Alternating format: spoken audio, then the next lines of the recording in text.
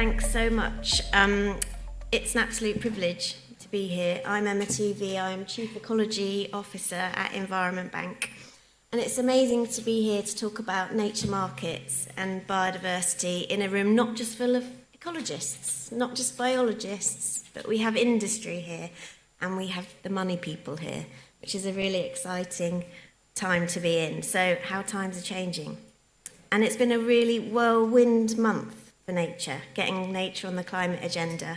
I was at New York Climate Week a couple of weeks ago, and rather than being a little fringe event down the road, nature infiltrated almost every session. Nature-based solutions was very much on the agenda. We had the launch of the TNFD framework at the New York Stock Exchange, no less, and then here we are today. This all really reflects a new direction of travel, as we see a significant shift in the way nature is perceived and valued, and it's becoming increasingly accepted that nature underpins our global economy. Just realised I'm going to be clicking.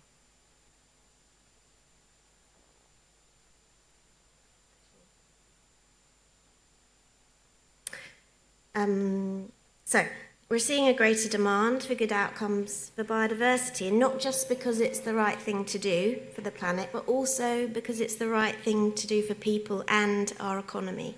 And that's why we're all here, right? So today I'm going to talk to you a little bit about biodiversity credits. It's one of the hottest topics in the sector right now, but it can feel a little bit like wading through treacle, I think, anyway. So really to get to the nub of what their purpose is, why on earth do we need them, and what does good look like? I'm going to try and cover that off today.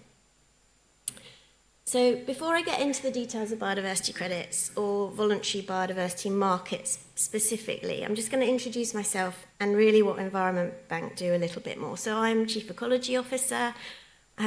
I'm a biologist, ecologist by training, 20 years in the sector, and I have a team of more than 40 specialists, botanists, land management specialists, ecologists, and I'm really responsible for ensuring high integrity technical outcomes for our network of nature recovery projects and all of our products and services that we're offering into various nature markets. We're the leading provider of biodiversity net gain units in England. Now that's a biodiversity offsetting compliance product. It's one type of biodiversity credit, and that meets the needs of a statutory market in England right now. So this new regulatory regime in England, it's globally pioneering, it is different, and what it's done is it's created an enabling environment for private investment into nature markets. It's done this by creating a level playing field, so all operators, we're all playing by the same rules. It demands high integrity products that meet statutory requirements. It's a legal requirement. And by creating the stable market infrastructure and robust governance mechanisms that should, if implemented well, ensure that the best gains for nature are delivered in England. So frankly, we've learnt a hell of a lot in a short space of time. We've been established for 15 years. In the last 2 years, following £300 million of private equity investment from our funders, Gresham House, we now live and breathe commercially viable, high integrity nature recovery projects that meet specifically the needs of what the market wants. And that's why we're really well placed to launch products into the global voluntary biodiversity market. So today I wanted to share with you a little bit of that journey, how we have honed our offering to not only position ourselves as a high integrity provider, but also to really identify and meet the commercial needs of the market. And why have we done that?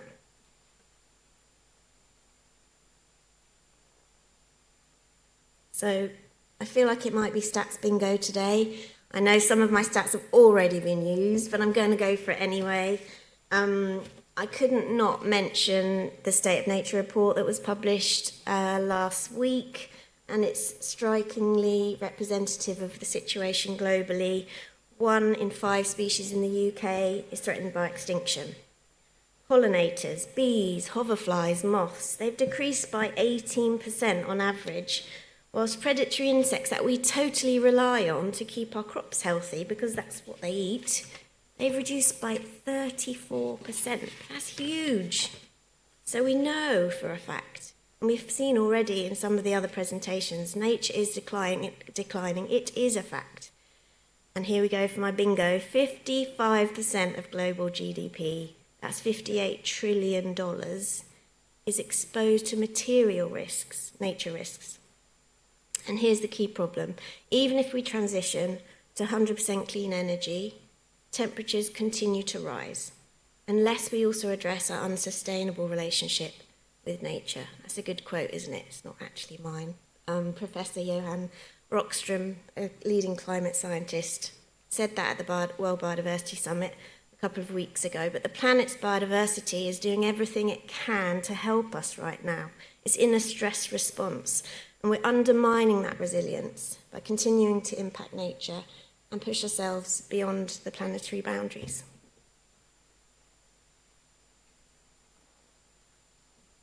But don't worry, nature is now on the agenda.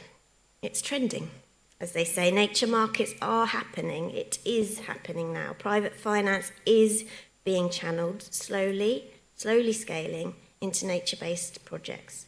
How is this so? Why now? So Environment Bank, we've been working closely with pollination. We've been tracking market activity for a while now. Just to get a comprehensive understanding of what the market needs to scale.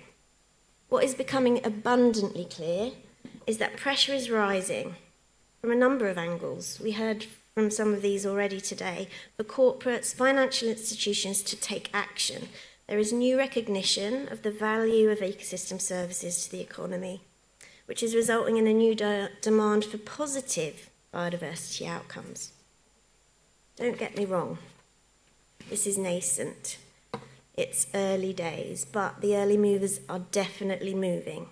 According to Time magazine, companies found that their investments in ecosystem conservation and restoration in operating regions have generated tangible business value and overall business resilience. It makes business sense. UNPRI analysis, it estimates annual revenues of 18 to 43 billion from biodiversity credits alone in 2050.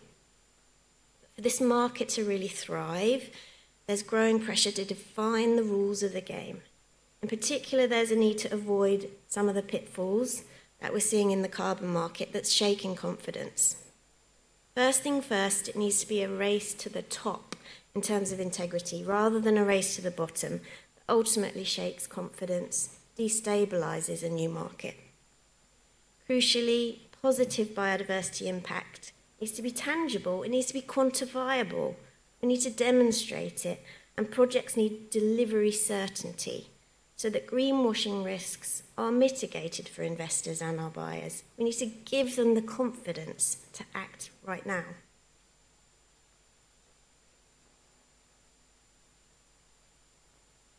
So why? Why on earth would a corporation voluntarily buy a biodiversity credit? And we had that question just in the session before. If we ask the insurance sector and the people of California right now that are unable to insure their homes from forest fire damage, if we ask the fishing industry globally, particularly small fishing communities, Pacific island nations, Bangladesh, the Maldives, the Gulf of Mexico, all of which are facing significant impacts on their livelihoods.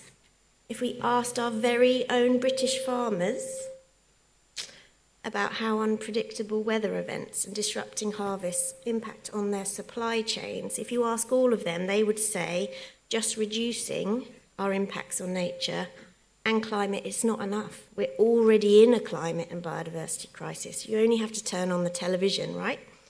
We cannot repair the damage that's already been done if we simply just mitigate current and future harm. We must restore and regenerate as well as protect and conserve. Also, if we ask those early movers, those organisations already thinking about nature-positive investments, they will say it makes good business sense. There's a strategic business advantage of embarking on the nature-positive journey. And nature-positive, that gain bit, that extra bit, that beyond value chain bit is only possible if organisations can contribute to the global biodiversity framework objectives objectives of reversing biodiversity loss. We can see the direction of travel in terms of regulation and policy evolution, with mandatory frameworks being inevitable. It's a when, not an if. Frameworks such as TNFD, Science-Based Targets Network, have generated more pressure for private sector accountability. There is pressure from investors. There needs to be a lot more. Growing, if not latent, pressure from consumers and pressure from shareholders too. There is growing recognition that the climate and nature crises pose real-life risks to the sustainability of businesses, but particularly in sectors where there's a high nature impact and a high dependency. We've talked about those sectors already today: agriculture, mining and extractives, forestry and logging, energy, food and beverage production, tourism. Actually, it's a lot, isn't it? Most of the sectors are dependent on nature.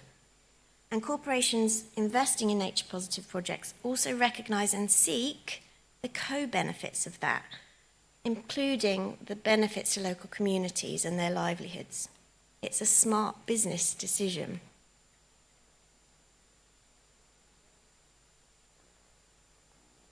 I maybe should have started at the beginning with this, but bear with me. What are biodiversity credits? There might be some debate about this in the room, but the short, really short answer: an investment in a quantifiable unit of biodiversity benefit. That's nice and easy, right? But the long answer is a lot more complicated than that. There's a whole lot going on in this space. They can be based on restoration and regeneration projects, or they can be based on conservation and protection projects, also known as avoided loss projects. They can be used for offsetting. They can use to demonstrate a net positive position. They can use habitats as a proxy or species as a proxy. They can be adaptation-based or stewardship-based. They can measure biodiversity stock, or they can measure ecological functionality, ecosystem functionality. They can be complex methodologies, really reflecting truly the intrinsic complexity and interrelationships of biodiversity, but sometimes difficult to communicate, to access, to monitor. Or they can be simple and streamlined so that they are accessible and communicable and easy to monitor and engage, but perhaps losing that true scientific rigour needed to give certainty of outcomes. It's a lot, isn't it, I think? Here you can see a whole range of, frankly, brilliant organisations. They're all doing brilliant things. This isn't even near half of what's on offer at the global stage. There's methodology designers, people thinking about how do we measure that uplift? What does a unit look like? There are project operators, there are auditors, there are verifiers. There's a whole mix of all of those things in some organisations. There's a lot going on. Well, I felt overwhelmed, and I'm an ecologist. So we asked ourselves, how do we fit in here? Like, what are our strengths? What can we bring to the table that isn't already in hand? How can we facilitate a high-integrity market that thrives and ensure that we're offering into the market a product that generally meets the needs of business and helps them wade through this noise? So we went back to basics. What does good look like?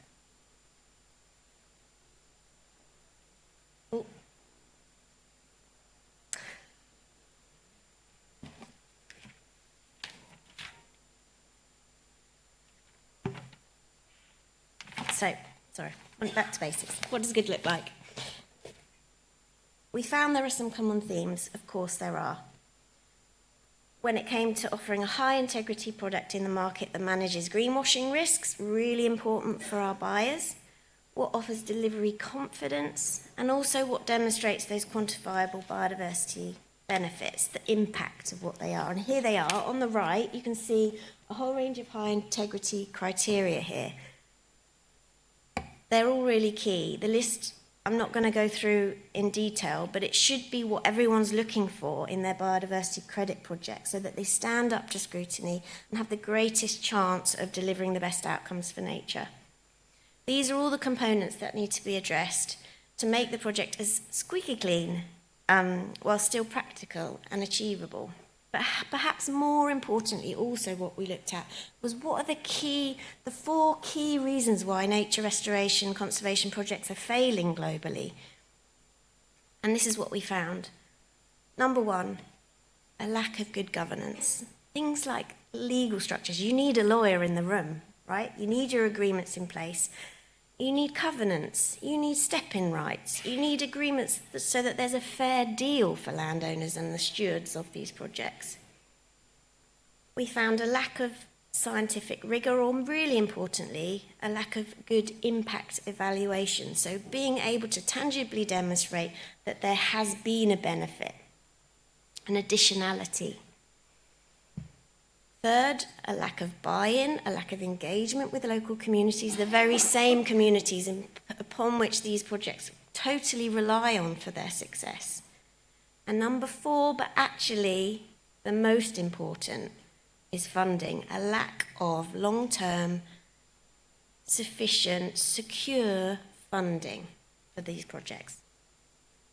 So we took them,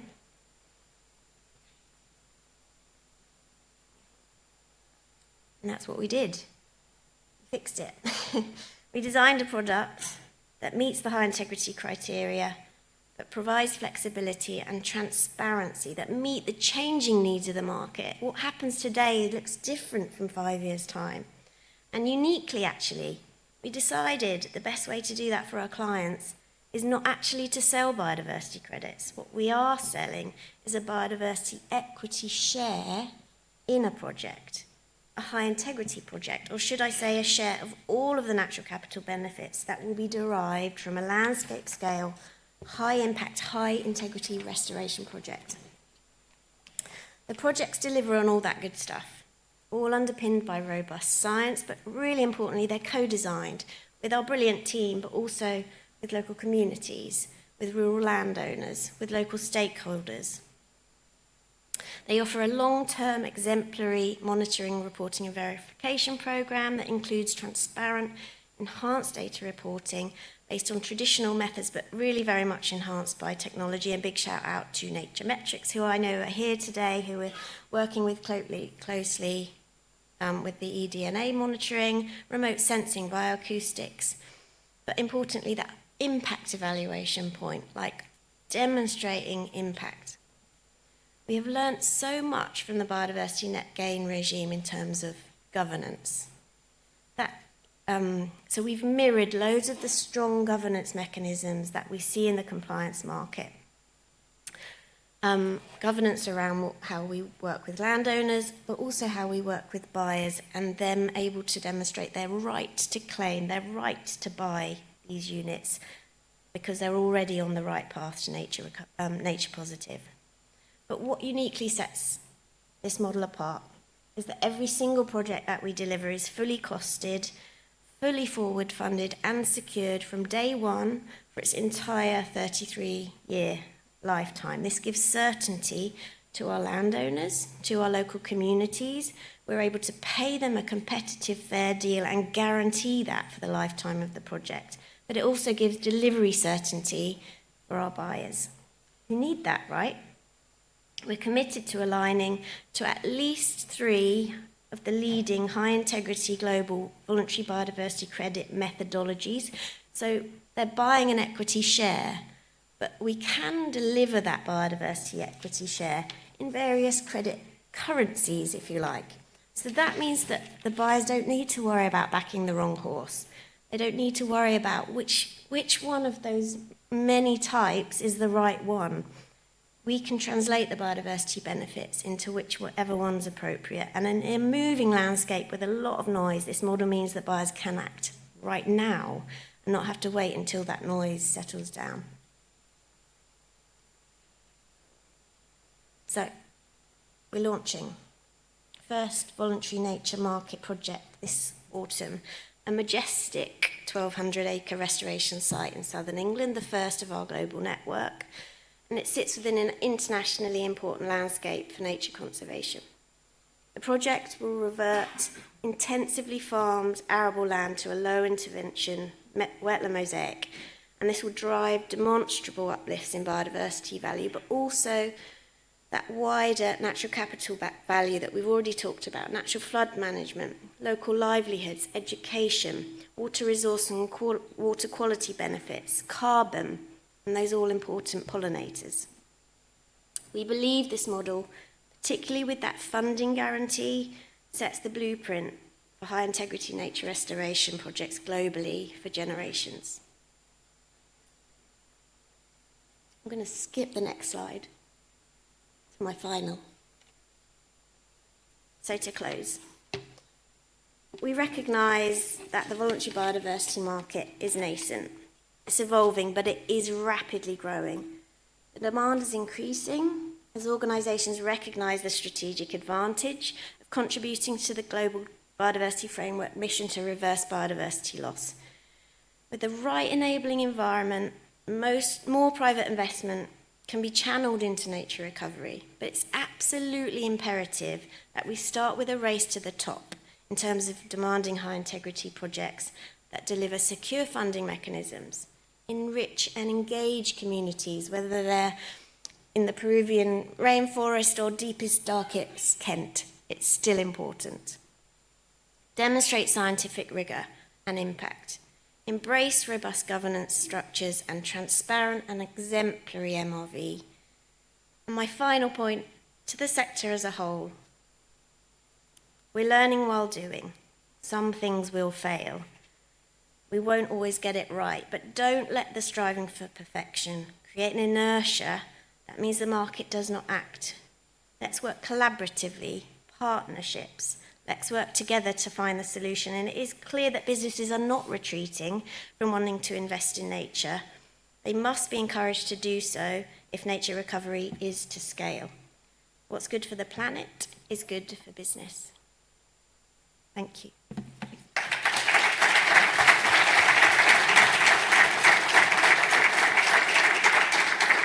Coffee time. Oh, I've got a few minutes if people want questions. Oh, okay. Hi, Mike Yu with NatureVest within the Nature Conservancy.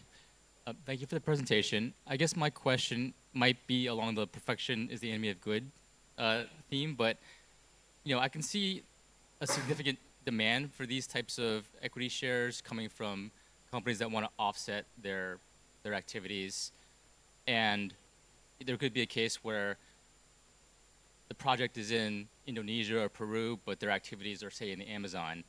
And so it could implicitly give them a social license to operate and to continue their activities in the Amazon instead of working to reduce that specific activity. So how do you sort of try to incorporate that risk? I guess it's, in a sense, kind of leakage, but also it's more of like a spatial disconnect between project and the purchaser. Absolutely. So it comes back to a point just on the last discussion about adhering to both the mitigation hierarchy and the spatial hierarchy. So that means that if we're talking about offsets, if we're trying to compensate for a very specific impact, then we must offset and compensate with the very specific solution that is a like for like or better. So it has to be in the same geography, it has to be in the same biome, it has to reflect exactly the nature of the impact that's occurred for it to be a true offset. Now, the voluntary biodiversity credit market, what I'm talking about, it's that beyond value chain point. It's about organisations that they're minimising, they're mapping, they're measuring, they're understanding their impact, they're minimising their impact, and maybe they're also offsetting their impact. Like the biodiversity net gain market is actually a really robust offsetting market. But the voluntary biodiversity credit market isn't that. In this sense, it's that's the bit where you're going above and beyond your no net loss position to contribute back, to reverse biodiversity loss and meet the global objectives. Now, a biodiversity credit in southern England, a voluntary biodiversity credit in southern England could be also an offset in theory, but only for impacts on nature in the same location. It's really important. Hi there, thanks for your presentation. My name's Daniel, I'm part of Rabobank's Carbon Bank department. I have a question about how companies set targets on biodiversity credits. Maybe you can shed some light on that. So I think with carbon markets, some or most companies can identify how much carbon they're emitting, reducing that, offsetting that. But I think for biodiversity, that's a bit tricky. So how do you help companies to set a target and set like a goal of, okay, we want to buy this amount of carbon credits? Yeah, thank you. Great question. So I think it's actually links to the first question in the sense that what is possible to measure, and that's what the TNFD frameworks are there for. Okay, they're complicated. There's a lot for organisations to get their heads around and start to measure and understand. But the idea is that they will start to measure what those impacts are, and therefore that will give them a level of direction in terms of how to compensate, how to minimise and compensate, and what those targets look like.